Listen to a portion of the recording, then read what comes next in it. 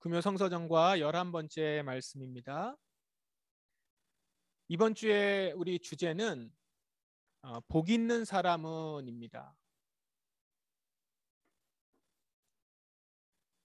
목요일부터 우리가 보는 말씀에 시편 말씀은 한 3일 정도가 계속 같은 말씀이잖아요. 아마 찬송 시이기 때문에 그렇습니다. 그래서 구약 성경과 신약 성경은 매일매일 바뀌면서 묵상을 하게 되고 시편 말씀은 항상 비슷한 말씀으로 같은 말씀으로 이제 기도문처럼 찬송처럼 그렇게 읽을 수 있도록 시편 말씀이 항상 같이 있어요. 그래서 시편 말씀이 어떻게 보면 큰 주제를 아웃라인을 잡아주는 그런 본문이기도 합니다. 근데 이번에는 이제 시편 1편이에요. 시편 1편 말씀이거든요. 여러분 시편 1편 말씀 잘 알죠? 암송도 많이 하고 있는데 한번 제가 읽어볼 테니까 쉬운 성경을 보면서 같이 한번 따라 읽으셔도 좋을 것 같아요. 여러분들도 읽으시면서 한번 천천히 일단 오늘 말씀을 한번 묵상을 해보면 좋을 것 같습니다. 행복한 사람은 나쁜 사람들의 꼬임에 따라가지 않는 사람입니다. 행복한 사람은 죄인들이 가는 길에 함께 서지 않으며 빈정대는 사람들과 함께 자리에 앉지 않는 사람입니다. 그는 여호와의 가르침을 즐거워하고 밤낮으로 그 가르침을 깊이 생각합니다. 그는 마치 시냇가에 옮겨 심은 나무와 같습니다. 계절을 따라 열매를 맺고 그 잎새가 시들지 않는 나무와 같습니다. 그러므로 그가 하는 일마다 다 잘 될 것입니다. 나쁜 사람들은 그렇지가 않습니다. 그들은 마치 바람에 쉽게 날아가는 겨와 같습니다. 그러므로 나쁜 사람들은 하나님께서 내리시는 벌을 견뎌낼 수가 없을 것입니다. 죄인들은 착한 사람들과 함께 있을 수 없습니다. 착한 사람들이 가는 길은 여호와께서 보살펴 주시지만 악한 사람들이 가는 길은 결국 망할 것입니다. 시편 1편 말씀이죠. 또 쉬운 성경으로 우리가 읽다 보니까 조금 새롭죠. 우리 이 시편 1편 말씀이 이번 목요일부터 시작하는 새로운 말씀의 기준이 되고 또 주제가 되는 말씀인데 거기에 맞춰서 구약 본문과 신약 본문이 시편 1편의 어떤 예시로서 이렇게 설명이 되어 오고 있습니다. 그래서 여러분 지금 제가 말씀드린 부분을 참고해서 성서정과 말씀을 좀 묵상하시면 좋겠다 싶어요. 예레미야 본문을 먼저 보겠습니다.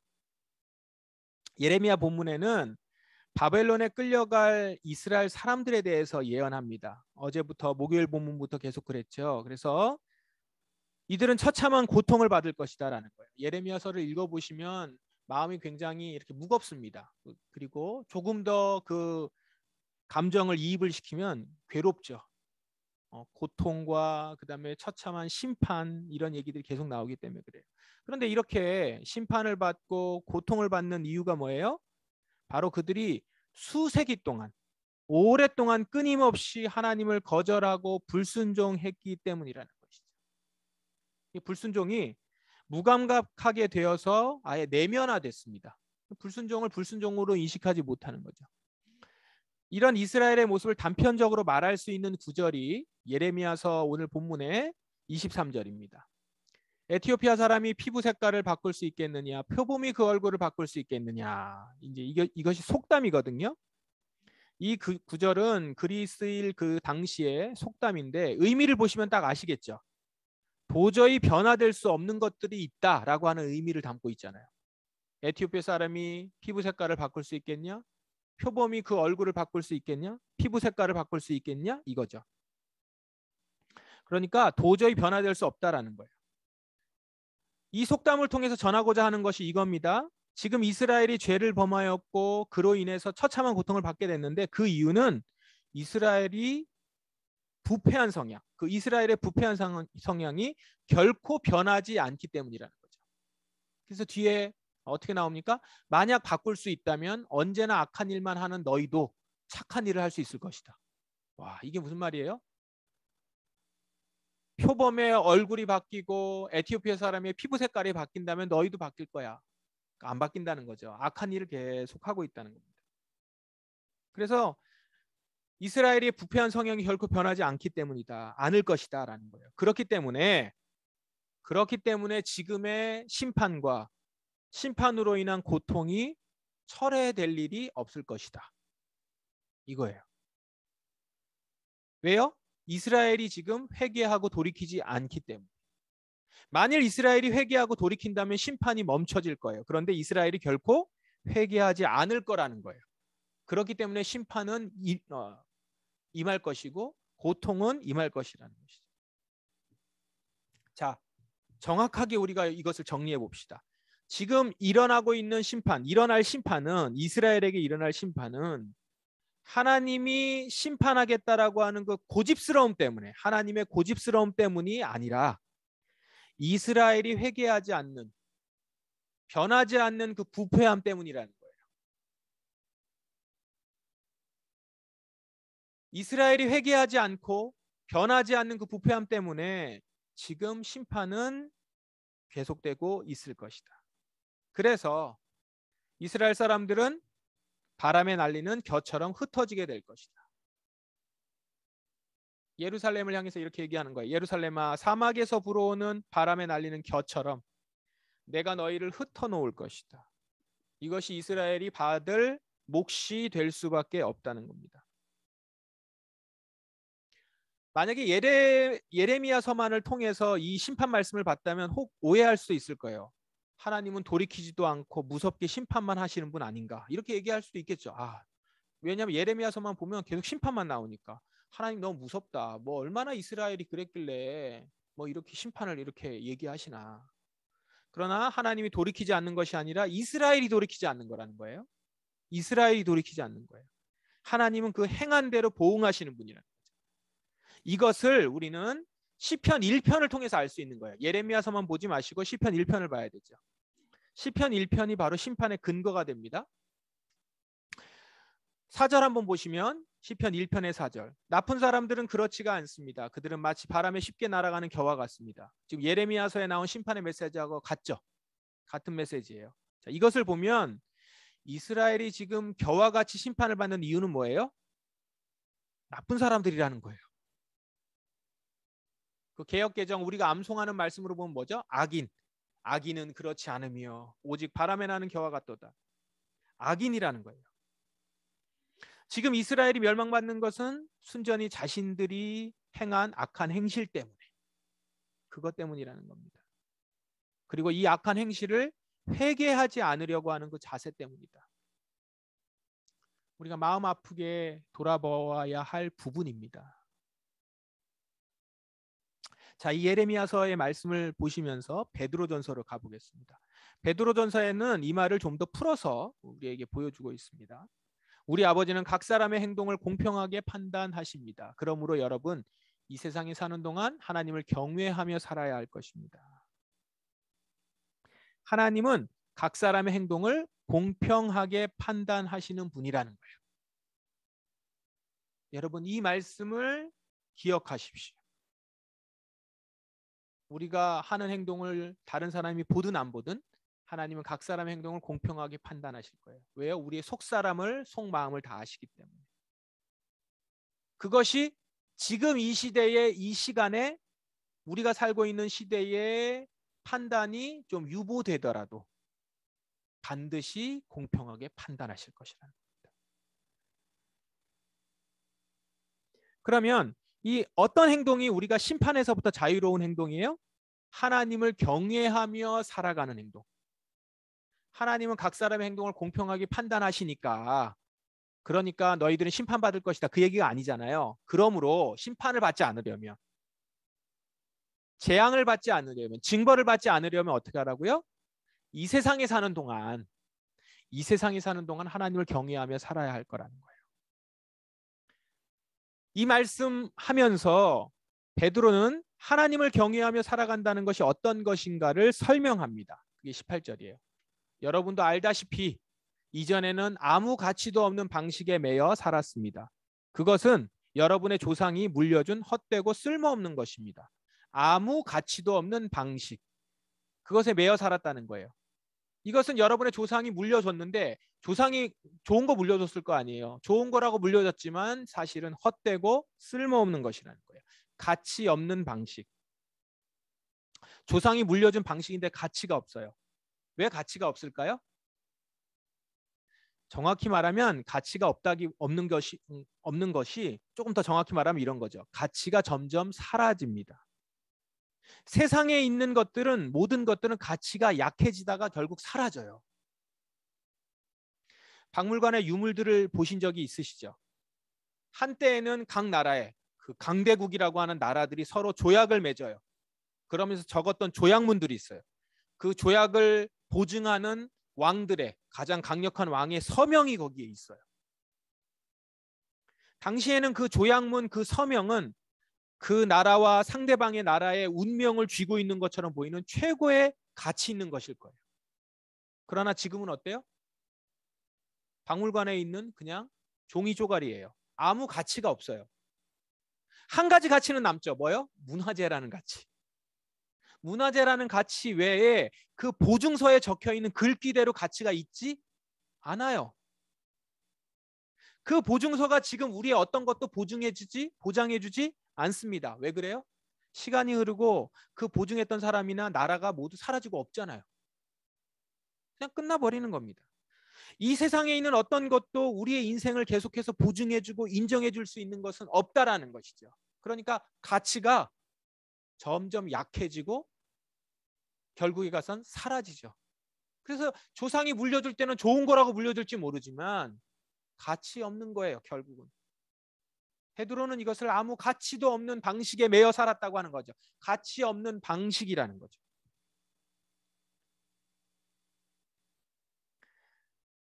그래서 18절의 말씀이 계속되는 말씀이 바로 이겁니다. 그 뒤에 있는 이어지는 말씀이. 그렇기 때문에 이 세상에 있는 것들은 물려준 것들은 헛되하고 쓸모없는 거예요. 그걸 붙들면 안 되는 거예요. 이제 여러분은 그러한 무가치한 삶에서 구원받았어요. 금이나 은같이 없어지고 말 어떠한 것으로 대가를 지불한 것이 아니라 이렇게 나옵니다. 금이나 은같이 없어지고 말 어떤 것.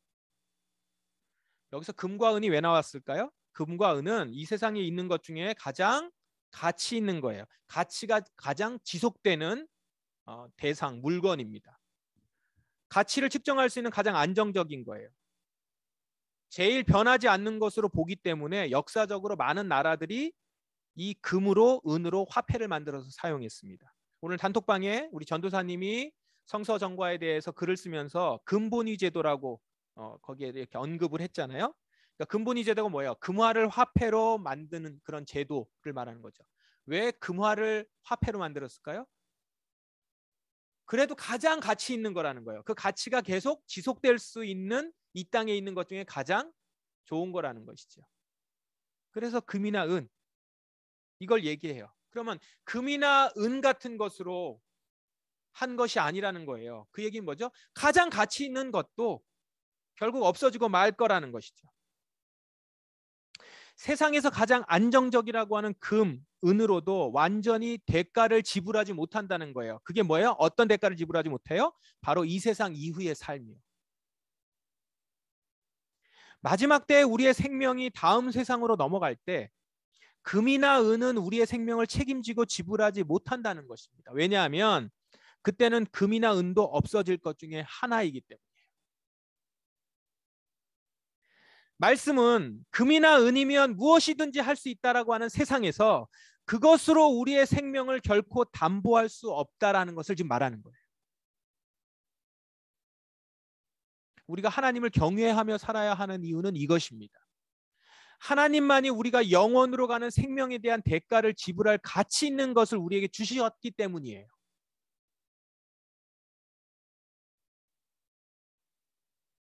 한 점의 죄도 흠도 없으신 어린 양 예수 그리스도의 보배로운 피로 여러분은 구원받은 것입니다.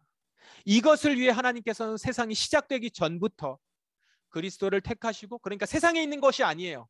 세상에 있는 가장 귀한 것이 아니라 세상이 시작되기 전부터 그리스도를 택하시고 이 마지막 때 여러분을 구원하시고자 보내셨다라는 거죠. 예수 그리스도의 보배로운 피, 그것으로 우리는 구원받았고 그 예수를 하나님이 보내셨어요. 그리고 그리스도를 죽은 자 가운데서 일으키시고, 그리스도가 죽었지만 죽은 자 가운데서 일으키시고 영광을 주신 하나님을 우리가 그리스도를 통해서 믿게 되었기 때문에 여러분의 믿음과 소망은 이제 하나님께만 있는 거라는 것이죠. 그분은 죽은 자 가운데서 일어나셨기 때문에 그 보배로운 피의 가치는 죽음을 넘어서 영원으로 이어지게 되잖아요. 은과 금은 죽음을 넘어갈 수 없어요. 그렇기 때문에 우리의 생명을 담보할 수 없다고요. 우리의 생명을 대가를 지불할 수가 없는 것이죠. 그런데 예수 그리스도의 보배로운 피는 죽음을 넘어갔기 때문에 그 피로 말미암아 우리는 죽음을 넘어갈 수 있는 것이죠. 그걸 우리에게 선물로 주셨단 말입니다. 그러므로 그것을 주신 하나님에게만 믿음과 소망이 있는 것입니다. 이전에 조상들이 물려준 가치 없는 방식, 헛되고 쓸모없는 그 방식이 아니라는 거예요. 영원한 가치가 있는 쓸모 없어지지 않는 그 피를 의지하여 우리는 영원으로 이어지는 것입니다. 이것이 우리가 하나님을 경외해야 하는 이유, 하나님께만 믿음과 소망을 두는 이유입니다. 그래서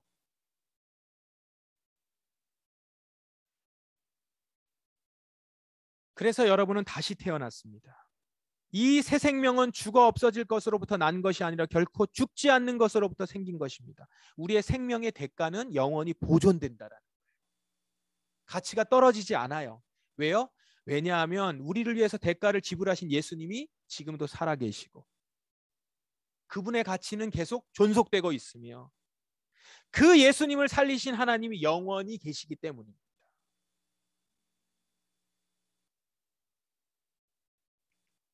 모든 인간은 풀과 같고 그들의 권력도 들에 핀 꽃과 같으니 풀은 시들고 꽃은 떨어지나. 모든 것이 가치가 점점 사라져요. 모든 권력도 풀과 같습니다. 요즘 우리 가정에서 아이들과 자본주의와 화폐에 대해서 같이 공부를 하면서 새삼 확인하게 된 것이 이겁니다. 지금 기축통화인 달러는 미국이라는 나라를 담보로 해서 가치가 매겨져 있어요. 그래서 미국이라는 나라가 진다면 자연히 달러의 가치도 약해지는 거예요. 미국이 달러를 가치 있게 보증하지 못하면 쓸모없는 휴지 조각이 될 수 있는 겁니다. 현재 이 세상의 물질과 돈을 대표하는 달러, 이 세상의 화폐 중에 가장 가치 있는 화폐. 결국 이 세상의 그 화폐는 이 세상의 권력의 뿌리를 내리고 있고요. 이 세상에 깊이 심겨 있어요. 이 세상의 권력으로부터 나온 종이에요. 따라서 그 화폐, 달러, 돈을 의지하는 것은 결국 이 세상의 권력을 의지하는 것이라 할 수 있어요. 이 세상의 권력이 끝나면 그 화폐도 종이 조각이 되니까. 그걸 붙들고 있다는 것은 그거를 발행한, 그것을 담보로 한, 그것을 보증하고 있는 그 권력을 의지하고 있다는 것이죠. 그런데 그 돈은, 달러는 이 세상을 보증할 수 있다라고 얘기하지만 그것도 시간이 지나면 가치가 하락해요. 쓸모없어지게 되는 거예요. 그래서 지금 가지고 있는 것도 이 돈으로도 10년, 20년 앞도 보장하지 못하잖아요. 경험하셨잖아요. 내가 가지고 있는 것들로 미래를 계획했는데 미래를 계획할 수 없는 종이 쪼가리가 되어버리잖아요. 그렇게 얇고 얄팍하고 그렇게 연약한 그 권력을 우리는 의지하며 살아가는 거예요. 이게 얼마나 어리석은 거냐는 거예요. 그 돈이 심지어 다음 생에, 다음 세상 대가를 지불할 수 없죠. 풀은 시들고 꽃은 떨어지나. 내 육체는 시들고 화폐의 가치는 떨어지나. 그것으로는 우리의 다음 세상을 결코 보증할 수 없으나 주의 말씀만이 내 삶을 영원히 보증합니다. 주님의 말씀은 영원히 살아있다. 여러분, 유한하고 상대적인 이 세상의 물질과는 달리 홀로 변치 아니하시는 하나님이 우리의 하나님이십니다. 그분을 기억하십시다. 주님은 당신만이 갖고 계신 영생을 우리에게 나눠주시기를 원하세요. 그래서 오늘 이 말씀을 듣고 있는 저와 여러분, 오늘 성령님이 우리의 눈을 열어주시기를 기도합니다. 이 땅에 보이는 것에 온 마음을 뺏겨 있던 우리의 눈을 밝히 열어주시고 주님이 주시는 영원한 선물의 가치를 보기를 원합니다. 이 땅의 금과 은으로부터 우리의 눈을 들어 영원한 생명의 가치를 볼 수 있기를 바랍니다. 우리의 인생이 몇십 년의 안락을 누리는 것으로 끝나지 않기에 영원한 안식을 누리는 복을 받아 누릴 수 있는 우리 포도나무 성도 한 사람 한 사람 되시기를 주의 이름으로 축원합니다. 함께 기도하겠습니다. 오늘 이 말씀을 붙들고 여러분도 각자가 이 말씀을 묵상을 하셨겠지만 오늘 다시 한번 이 말씀을 기억하시면서 주님 저의 눈을 열어주시고 확신하여 주시고 성령님 이 시간 내가 마음을 빼앗겼던 이 땅의 것들에서부터 우리의 눈을 밝혀주셔서 영원한 가치 예수 그리스도의 보배로운 피를 분명하게 보게 하시고 그 힘을 보게 하시고 그 영원함을 보게 하여 주시옵소서. 우리의 포도나무 성도들이 이 가치 가운데 서게 하옵소서. 다 같이 통성으로 기도하겠습니다. 아버지 하나님